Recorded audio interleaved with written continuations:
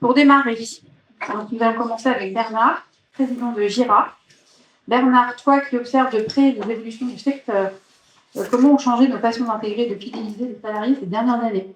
Je commencerai par dire que ce qui coûte horriblement cher sans qu'on le sache dans l'entreprise restauration, c'est le turnover. Je ne sais pas si vous savez, mais aujourd'hui, le turnover de la restauration en France est de l'ordre de 78%. Ça veut dire que 78% de notre équipe, on la renouvelle en un an. C'est dramatique, parce qu'on passe du temps à recruter, à former, et il s'en va et on recommence. Mais c'est aussi dramatique pour les clients qui ont horreur de voir des têtes différentes de semaine en semaine. Alors je racontais pendant notre déjeuner une anecdote qui m'est arrivée la semaine dernière. J'ai rencontré un patron d'un grand réseau de restauration que je ne citerai pas, qui me disait: ah bon, mais à 78%, on a du bon à se faire, mais on est à 234%. Ce qui veut dire qu'ils passent leur temps à travailler leur RH, au lieu de passer leur temps à s'occuper de leurs clients et leurs consultants. D'autre part, il y a une pénurie de personnel qui s'est aggravée à la suite du Covid, parce qu'elle existait depuis très longtemps. Nous, ce qui nous a intéressés chez Gira, c'est d'essayer de comprendre pourquoi ils ne veulent pas venir, pourquoi ces nouvelles générations ne veulent pas venir travailler dans la restauration. Alors, on a fait une enquête post-Covid qui a été commandée par l'UMI, le syndicat le plus puissant. Et là où j'ai été très étonné, on a interrogé des milliers de jeunes. On leur a posé une seule question: qu'est-ce que vous reprochez à ce secteur pour ne pas venir y travailler? C'était ouvert. Le salaire est arrivé en 19e position. 19e position. Alors qu'est-ce qu'on trouve tout au début? La reconnaissance, l'implication, la valorisation, l'ambiance présente au travail, les heures non payées, etc. etc. Le turnover n'est pas lié à la pénurie de personnel. Je pense que c'est la pénurie de personnel qui repose sur la mauvaise image qu'on envoie, que le secteur envoie. Et c'est vrai que nous envoyons pas toujours une bonne image. Rappelez-vous l'affaire des violences verbales et physiques qu'il y a eu dans la restauration avec un chef de renommée mondiale. Ça a beaucoup marqué l'esprit. Ça a beaucoup marqué l'esprit. Est-ce que ça continue dans les cuisines? Je n'en sais rien. Toujours est-il que le mal est fait. Quand on entend ce genre de choses, c'est vrai que ça refroidit pour rentrer dans la restauration, ou alors pour les parents d'envoyer ses enfants en formation, évidemment. Donc, ça veut dire qu'aujourd'hui, il faut contourner moi je pourrais dire, cette problématique de pénurie de personnel. Et j'ai eu la chance de travailler depuis une petite dizaine d'années avec des étudiants et étudiantes qui sortaient des grandes écoles de commerce, qui se sont lancés dans la restauration. Et eux m'ont expliqué que le contournement de la pénurie de personnel repose sur 5 paramètres. 1, recruter des nouveaux profils en salle. Je ne parle pas de la cuisine, en salle. Et quand je leur ai dit c'est quoi les nouveaux profils, ils me disent des étudiants, des parents au foyer, des retraités. Plus sur du savoir-être, plus sur du savoir-faire. Parce qu'ils m'ont dit, quelqu'un qui sait porter 5 assiettes, c'est trop bien. En faisant la tronche, c'est n'importe quoi. Quelqu'un qui en sait remporter que 2, pas grave. Mais s'il a la banane, le client sera satisfait. Donc des nouveaux profils. 2, les recruter sur du temps choisi et non pas sur du temps imposé. Moi, j'ai assisté à des recrutements où mes clients m'ont dit « viens, tu vas voir un peu ce qui se passe ». Et j'étais en recrutement avec eux.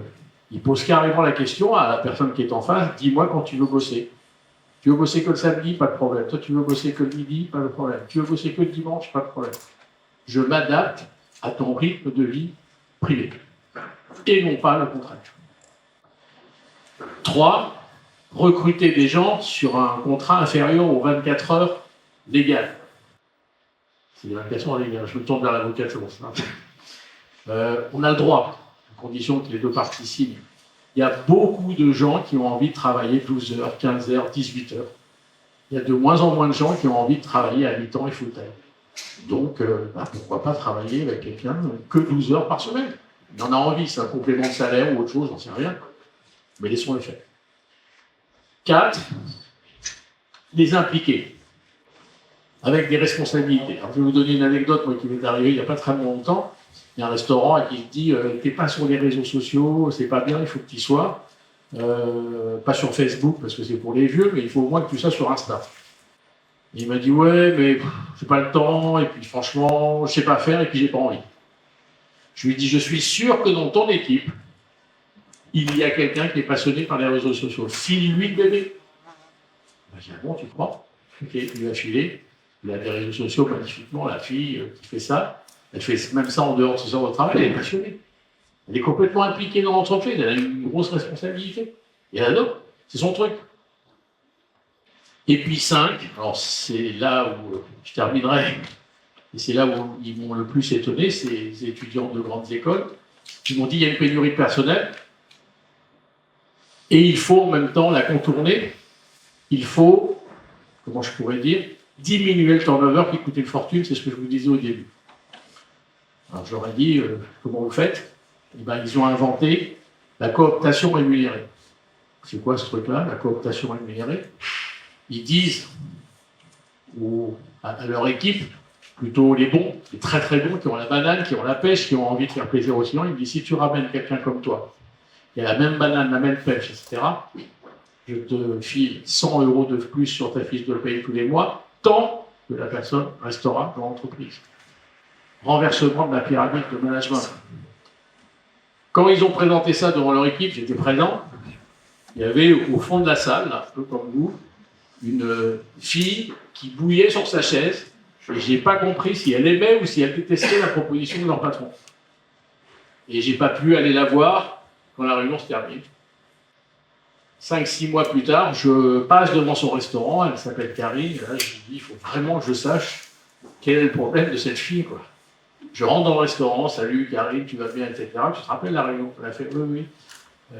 Mais t'aimes ou t'aimes pas ça, la cooptation rémunérée? Elle me dit, j'ai 2 filles. 200 € de plus sur sa fiche de paie. 2 ans plus tard, je repasse devant le restaurant de Karine, je dis, il faut que j'aille voir comment elle marche avec ces 2 filles. Je rentre, salut Karine, comment tu vas, etc.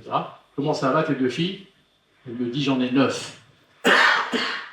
La fille, elle a une entreprise dans l'entreprise, elle sait pourquoi elle se lève le matin, elle existe, elle est hyper valorisée de la part de son boss. Elle est serveuse, hein, la fille. J'ai dit à son manager, mais fais-la grimper. Elle ne veut pas. Très bien, mais c'est 9 filles, 900 € de plus sur sa fiche de paye. Elle sait pourquoi elle se lève le matin. Vous voyez, quand je disais tout à l'heure, le salaire, c'est pas important. Oui, bien sûr que ça l'est. Il y a des méthodes indirectes, comme celle-ci, qui permettent d'augmenter le salaire.